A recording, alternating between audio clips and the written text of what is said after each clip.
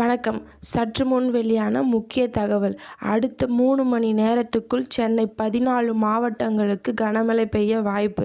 இதை பற்றி தகவல்களை தெரிந்து கொள்ள இருக்கிற ரெட் கலர் பட்டனை கிளிக் பண்ணி சப்ஸ்கிரைப் பண்ணிக்கோங்க. பக்கத்தில் இருக்கிற பெல் ஐக்கானையும் மறக்காமல் கிளிக் பண்ணி வச்சுக்கோங்க. அப்போ தான் நான் ரெகுலராக போடுற வீடியோ உங்களுக்கு நோட்டிஃபிகேஷனை வந்து சேரும். வாங்க வீடியோக்குள்ளே போகலாம்.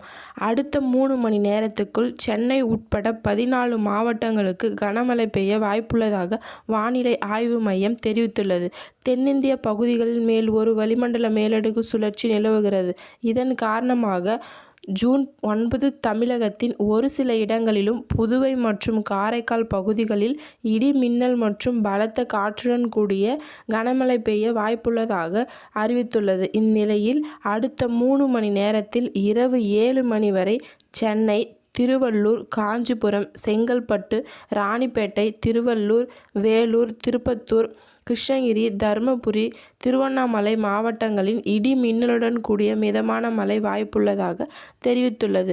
மேலும் சிவகங்கை, அரியலூர், பெரம்பலூர், கடலூர், விழுப்புரம் உள்ளிட்ட மாவட்டங்களிலும் மற்றும் புதுவையில் இடி மின்னலுடன் கூடிய லேசான முதல் மிதமான மழையும் பெய்யக்கூடும் என்று சென்னை வானிலை ஆய்வு மையம் தெரிவித்துள்ளது. நன்றி, வணக்கம்.